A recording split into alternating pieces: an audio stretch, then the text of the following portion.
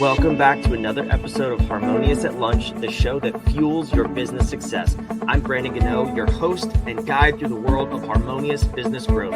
Today, we're unlocking powerful strategies with industry experts to help your business thrive. If you're a business owner, entrepreneur, or executive, you are in the right place. Join me and our incredible guests today on the journey to clarity, growth, and success. It is time to revolutionize your approach to business. Let's dive in with another episode of Harmonious at Lunch. Welcome back into some more bite-sized business advice. In today's episode, we got a fun topic. It's how to find success and balance as a mompreneur. But I have a sneaking suspicion that a lot of this advice is going to be practical for all of us, whether you're a mom, a dad, maybe not a parent. If you're not a parent, enjoy the peace and quiet while it lasts. That's pro tip, me to you. But anyway, Bethany Meadows, welcome to the show. It's nice to have you here. Thanks for having me, Brandon. So I am a parent. I am not a mom. If you're watching or listening, you should be able to tell that. But Bethany, this is an interesting topic of finding success and balance as a mompreneur. Where does this come from? You probably have a very interesting backstory here. Yeah, as most things do, they're kind of born out of our own stories, right? So in 2008, I started my business. At the time, I had just come out of a divorce. I had 5 kids, and they were teenage years, and I was homeschooling. And I wanted to continue homeschooling them and get them through high school. So the business became a solution to that. I called it chasing the mortgage, every month. And it was a challenging time. It was a season that I look back kind of in a bittersweet way. It was hard, but it's worth it when you get through it. And I had to come up with a lot of systems and processes and really just define my life very intentionally in order to balance that without losing my mind or crashing and burning, neither of which would have been good. So. Yeah, absolutely. I mean, and I think a lot of people can relate to that too, whether it's, that's a very extreme situation. And I can't even imagine what that was like. But even if you have no kids, but you have 5 businesses and one's crashing, like there's an example of there's some immediate chaos that you may not have predicted or been prepared for. It doesn't matter what the situation is you find yourself in. For you at that time, what did you do that enabled you to get a hold on both being a mom to 5 kids and also creating, sustaining, growing a business? Yeah, well, life happens, right? It happens to everyone. And that was my life happens moment. And I've met so many mompreneurs, entrepreneurs. Maybe they have a spouse who's sick, or is struggling in some way, or if their marriage is struggling. That's really hard to keep your mind focused on moving your business forward when it feels like the rest of your life is falling apart. So part of my journey was just taking it one step at a time, one day at a time. I think when you're in the midst of all of that, it can get overwhelming really quickly. So for me, it was just like, I'm not going to worry about tomorrow right now. I'm just going to worry about getting to the end of the day. And if I can accomplish that, that's success for me. I think sometimes we define success by what we see other people doing. Social media is terrible for that, right? We see everybody's good day and compare it to our worst day. And that's just going to make you feel overwhelmed. It's going to make you feel like you're losing. But honestly, for me, that was the focus, was if I can get to the end of the day, my kids are happy, healthy, educated. We have food on the table. That is a successful day. And then I'll worry about tomorrow. Tomorrow will be another day to deal with then. And the other thing that I really learned in that experience was kind of in retrospect, I got very isolated because I was so focused on these, just surviving the situation that I really kind of cut people out because I was like, I don't have time. I don't have time for networking. I don't have time for girlfriends. I don't have time for socializing or whatever it was in my mind. But the truth of the matter is you need your tribe. you need a network of people around you to help support you and get you through. And that would have been a lot easier for me if I had allowed that to happen. I remember a neighbor coming over one day, knocking on the door, and I had never spoken to them since they had moved in. So I didn't really know them at all, but they had noticed that I had leaves, a lot of leaves. They weren't getting cleaned up, and they had a company come in and do their leaves. And so they knocked on the door and they said, we just wanted to bless you by taking care of your leaves for you. And I burst into tears, which I'm not a crier, but in that moment, it was like, I just so overwhelmed by the kindness of these people that I didn't even know. And just, just that realization that that one kind deed that they did really had an impact on me. So that was it. One day at a time, and build a tribe. Let people help you. Don't be so full of pride that you don't let people in. Because, it's for the, in my situation, if I had done that, my kids would have been better off. I would have been less stressed. I would have been a better mom or whatever. Right. So just let people in, let people help you. Yeah, it's such a beautiful example. I love that you told that story, and it's the little things too that you can do for other people. You can, if you notice someone who you were in touch with has disappeared, so to speak, from social media, like, you can reach out and just say hey and check in on them. That's kind of the example, the leaf example, right?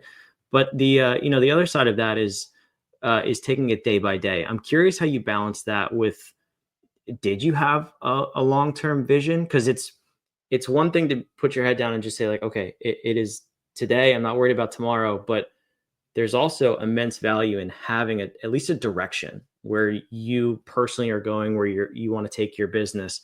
So how did you balance that? Or was it really like, whenever I can pick my head up for more than 5 minutes, then I will look That's forward? a really interesting question because,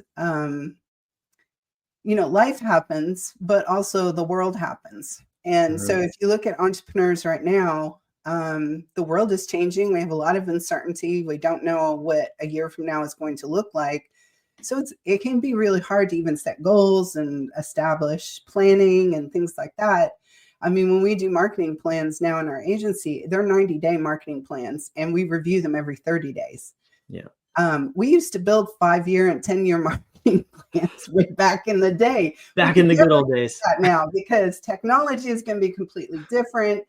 The consumers' attitudes and behaviors are going to be completely different. And the same thing about that situation. I really couldn't plan a 5-year plan. It was, I need to get these kids through high school. And once they graduate, I can think about what that's going to look like for me. So for me, it was like, I think you got to be flexible enough that your plans can evolve and change and bend and twist based on what's going on around you and the world around you and the marketplace and everything else that's going on. I also say too, when things change, they create gaps, and gaps to me are opportunities. So like COVID happened. The companies that survived COVID were the ones who were able to identify new gaps, new opportunities that they could go fill. They could fill that gap. They could solve that problem, right? Because the market shifted.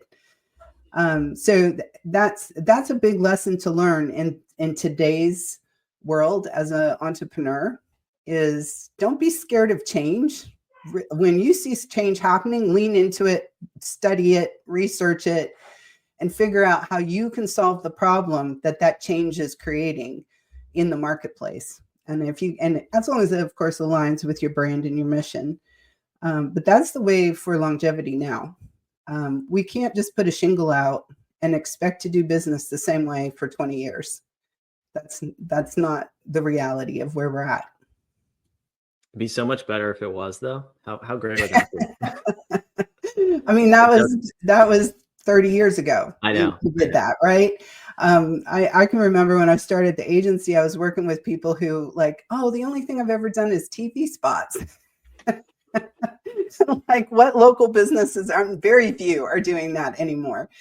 So it's just it's an interesting new world, and we've got to keep up with the technology because that's having a big impact on how we do business. AI is going to be a big factor for many people. But it's not just AI, it's just as things shift in the marketplace. The real estate market goes up and then it goes down. Interest rates goes up and they go down. So, I mean, there's always these fluctuations that are happening that can trickle down effect to our business. So it's just having a better awareness and understanding of how these things impact us and where the opportunities are being created as a result. Yeah, I mean that's a really good message to lean into also because it's AI is a name of a change. It's a name of a technology. It's not new. I mean, technology's been Right, improving. Think about how horses felt when cars were invented. First of all, they were probably very happy, but people who had horse stables and managed horses and all this other stuff, like they were probably pissed, right? But right. this has been happening since the Blacksmiths. beginning of time. Yeah, Exactly. So, it's just people get so easily distracted, and your message is the opposite. Is like it just stay the course, find a way around it, find the opportunity, and that's entrepreneurship 101 at its core. So we have right. to lean back into that. But for Well, it's you a and your mindset shift, right? And yeah, as if we self-awareness is huge. And so if we understand that, one of my big triggers is X, like fear. If you're someone who responds with fear to things, you really need to work on that because you have to push through fear a lot of times as an entrepreneur in order to overcome the obstacle. So if you feel uncertain, or we can have fear of scarcity or we can have fear of winning. Oh, what if I win? What does that look like? Is that going to throw me into a spotlight I don't want to be in? So we're just crazy. Entrepreneurs are just crazy. And mindset really is 90% of our success. So just being self-aware of where our buttons are and addressing them. yeah, it's part of the human experience, right? We're all a little bit kooky, but that's okay. We're designed that way. So, but for you, I have evidence that you survived that hard time in your life, I'm still because you here. are here. So that's awesome. But what were some of those other defining moments along the way between 2008 and now? It's a long period of time. Yeah. Um, how did you evolve and grow your business and keep it and stay in business? I mean, that's an incredible feat in and of itself. Most don't make it past 5 years. You're at 16 plus. So Right. what was that journey for you? Yeah, that's an interesting question. It definitely evolved. When I first started, I was in hustle mode. I call it where you're trying to figure out how you can solve problems at that point. So you'll just take whatever project you can get. I'll write you a brochure. I'll do this website. I'll do whatever. And that really became. I realized very quickly that that was exhausting because I was chasing these little projects all over the place. But I also noticed that a lot of the same customers were coming back to me and saying, hey, with this repeated requests. So I thought, what if I put them on a retainer and, sold them basically a consistent number of hours every month. And so they would know what they would be paying so they can budget for it. I would know what I'd be making so I can budget for that. And so we started with, I think our minimum retainer was like $500 or something at the time, like, back 16 years ago. And it was like little tiny clients because I was just getting started. And then over the years, our retainers, minimum retainer has grown substantially as we got more experience and worked with larger businesses and bigger projects. So that was one evolution. The second evolution was looking to see how we can niche down with our skills and abilities and experience. So very early on, we worked with a bank. And we worked with them a very long time. And then they were acquired. And then we worked with that bank for a long time. And then they were acquired and we worked with that bank. So we kind of got all this experience working with the banking world. And we were producing magazines and all kinds of content for them. And so as a result of that, we've created something we call Aligned with VSM, which is a subscription product for highly regulated industries of unlimited design and content. So basically, they pay a monthly fee and they can provide an unlimited number. We just do one at a time, two at a time, three at a time based on their level. So that was one thing, was like, look, that's a very specific niche, but it played into our strengths. So we identified like this is a strength that not a lot of people have. So how can we use that to make connections on a broader way? Part of the issue too with banks is they don't want you working with their competitors in their marketplace if you're doing strategy. So this is a way to kind of remove that issue. And then COVID happened. And for a lot of businesses, COVID created a lot of shifts in the way they did business that they never even went back to the old way that they were doing it. I know of, bakeries that were doing make bread at home kits, online baking classes, just out of the box things that they're still doing, because they weren't open. So they were just trying to make enough, generate some revenue to keep the lights on, even though they weren't there. So for us, we were getting a lot of phone calls from businesses that would have been ideal for us early on, but now our minimum retainer was so high that they couldn't afford it. And I was trying to figure out a way that we could offer something that would make sense.